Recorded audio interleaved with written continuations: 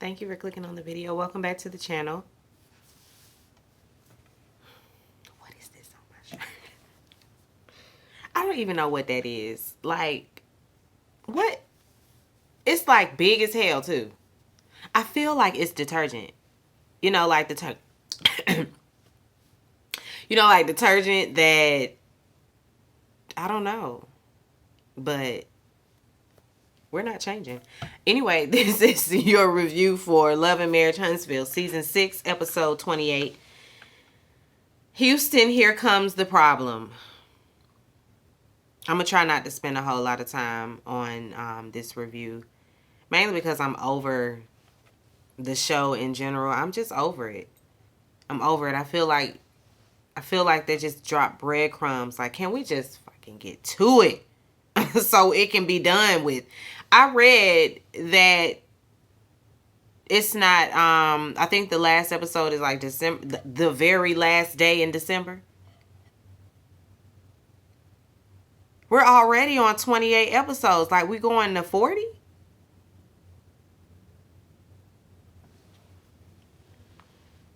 Stormy is grabbing her stuff. She's headed out. Tisha, she's talking about how you gonna invite us to date night and then leave.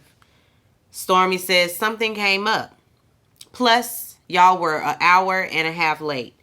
Marcel and Tisha is just like, you know what? We're not going on any more dates with the folks that we don't know. You know, they say that in their confessional because now it's Stormy and Courtney that are the problem. Y'all was late. I wouldn't have been sticking around either. First of all, Marcel liked to do that. I mean, both Marcel and Stormy. Because Stormy, I don't know why she thinks that sometimes her responses and how she responds to people can be condescending and passive aggressive. I don't understand how she doesn't see that about herself. But she can be that way sometimes. And when it comes to Marcel, rightfully so, she's that way. But Marcel is also someone who's very condescending and passive aggressive. And that's the reason why they butt heads, because she see it, he see it, they see each other. And they're just butting heads. It's just not, Stormy honestly says that she been over their energy, the both of them, since her last sit down with Tisha. So she over their energy anyway, and so it's mutual. So bye. We'll see you when we see you, okay? Kimmy and Maurice, they are at the house. She's expecting a sex therapist to arrive. Maurice is open to sitting down with a sex therapist, but of course, this is all in her mind. You know, her body is functioning fine. She's just experiencing a mental block. Hold that thought. Husband's calling. Anyway, he thinks that she's just experiencing a mental block. The therapist shows up. She's young, so she got to straight away give her credentials because, you know, people don't be trusting the young folk. People be feeling like young folk can't have them kind of jobs, and you know, like, it's like, what kind of experience you got? You younger than me. What you know? You know, but sis is she know.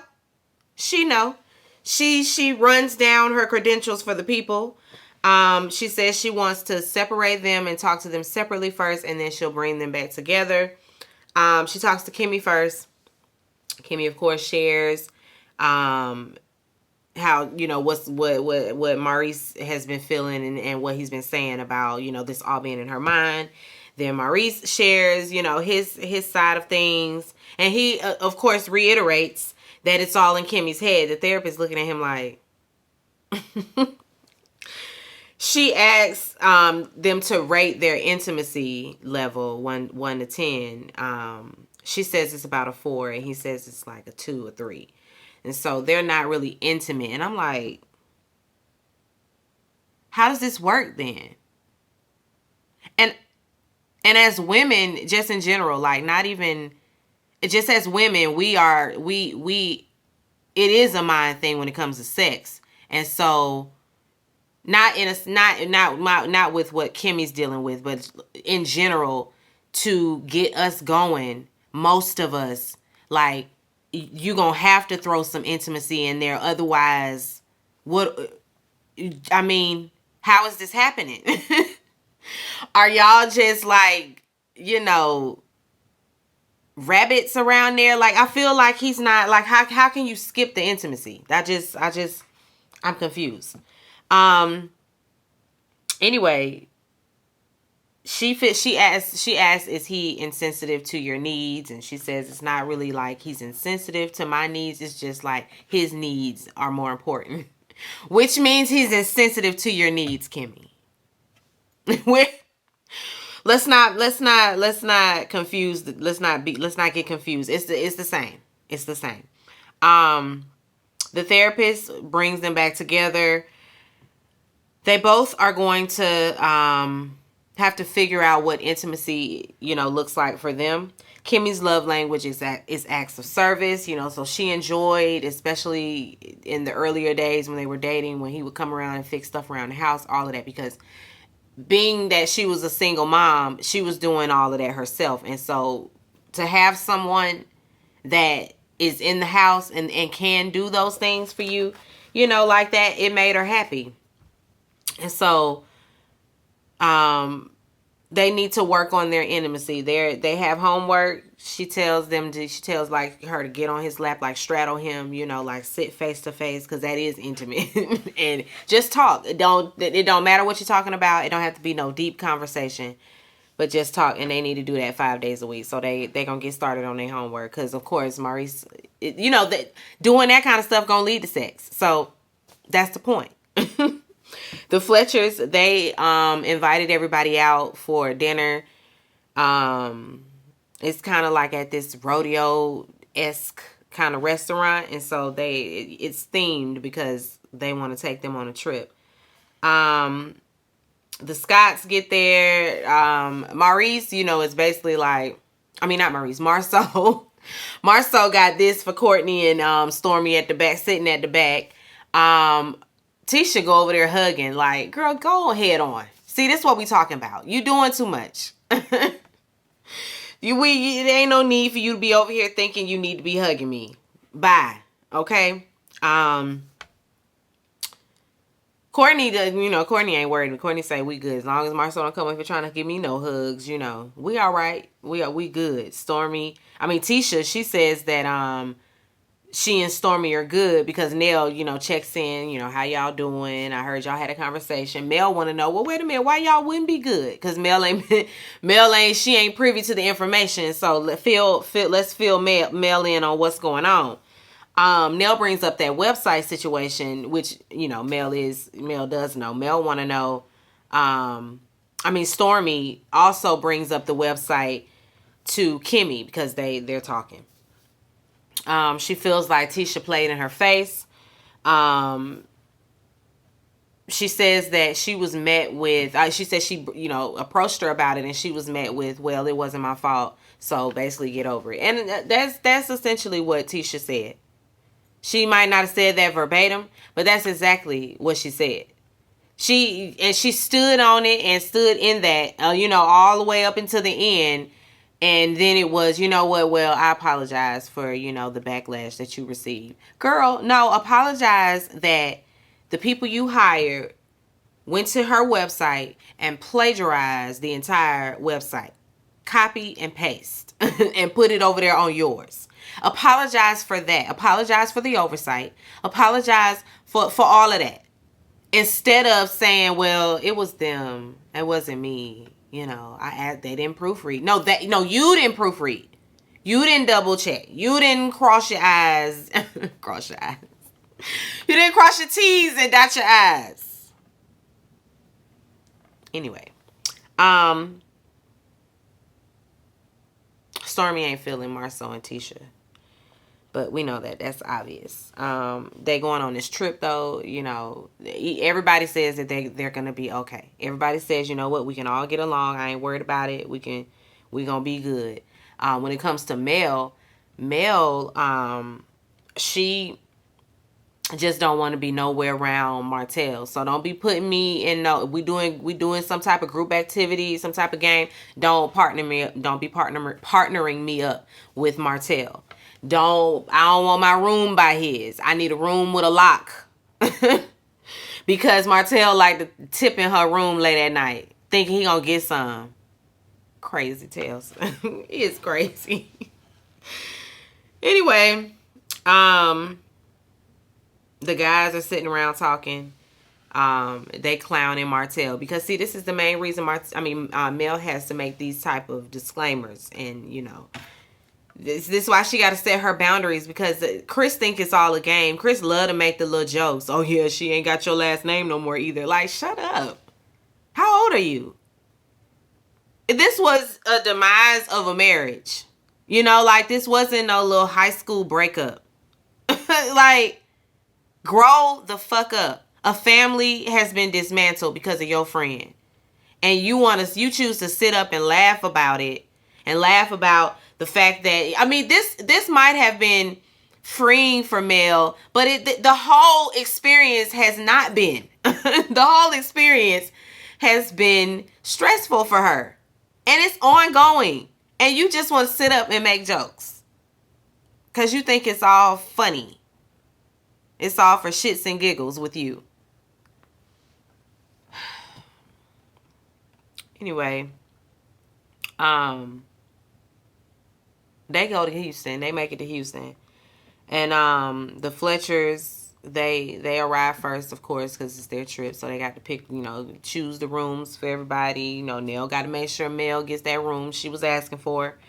Mel pulls up. She's one of the first to arrive. And, she already got to talk to Chris, too. She got to say it one more time. And tell you one more time, we're not doing that Mel and Martell stuff this weekend. We're not doing the jokes. We're not doing the games. We're not doing any of that. We got it. We good. Chris gonna say, yeah, we good. I got it, Miss Rogers. Yeah, don't be cute. Don't see. Anyway, Martell gets there. He roll up the next to a ride. Mel keep on walking to go look out on the lanai. Hey, Martell. That's all she got for him. Tiffany and Lewis, they ain't coming. They ain't coming. Of course, they're done. The people are bummed because, dog, who gonna make the drinks? They should feel special. Damn, all we was good for was a little drink. That's it. That's all you added to the trips. Tisha and Marceau pull up. They still waiting on Stormy and Courtney. Kimmy and Maurice, they go, they're in their room. They have a little private moment. They all getting ready for dinner. She mentions, all of this mess that he done had her in behind, sitting up over there on Carlos King, just really running his mouth about his sex life or lack thereof with his wife, who was battling cancer. And she didn't appreciate it. She tells him it was disrespectful and it didn't protect her. And I wish she would have said all that, because she was when she did, when they did Fox Soul, she didn't defend herself, honestly, from what I remember. But she gathered his ass right here today. She got the answer to her mama. Her mama asking her questions and all of that. Mama wasn't here for it, and so she said, "You gonna have to apologize to my family. You owe them an apology." So they sit down, do their homework, and their conversation is, okay, so what you gonna say to my mama? So let's go ahead and role play this thing. And he says what he should say, and I hope that he gets to saying it to her parents, to her mother, to her family, Jalen, all of that. Because I'm sure he didn't appreciate it either. Tisha and Marceau, they're in their room, and of course they wish the Whitlows were there, of course, like I said, because ain't no drinks in the house. And now Marceau is, he's planning on going and getting something to drink for the house because it's a dry house. Tisha, she glosses over Tiffany's postpartum because she really did gloss over it. It was like, oh yeah, I ran into Tiffany in the grocery store and she was telling me she's dealing with postpartum depression. And I just looked at her baby. And speaking of babies, what, girl? That's how you segue in this? It was awkward. It was kind of cringe for me. Like, if you wanted to just bring up your pregnancy test, you could have just did that. Now, Tiffany's postpartum depression is not something to gloss over. It's just not. It's just not. Like, my heart goes out to her, and I really hope that she pulls herself, out of that. I hope that she gets the healing that she needs for she and her children and her, her marriage, all of that. I hope Tiffany gets the mental health, that she needs. I hope she does. I hope she takes care of herself. But you talking about this pregnancy test, and Marcel looking at her like, but I got a vasectomy. So why would you even think to take a pregnancy test? And she's like, I mean, but what if, people can get pregnant off of, even with their husband having a vasectomy. I know about 3 people. I'd have made her ass name them. Who? Name the 3 that you know whose husbands have a vasectomy. He was like, and then their husbands need to be getting blood tests, because Marceau said that ain't happening. Impossible. He wasn't really here for it. Then they hypothetically have to argue about, I'll leave your ass if you made me go get a go get a blood test. And he's like, how you gonna leave me if I leave you first? What are y'all even talking about? And Tisha's like, let's just not. Marcel feels like he's being gaslighted. He's like, is this what it feels like when you're Marcel? Like, did you just Marcel me? So you admit that you be gaslighting your wife. You admit it.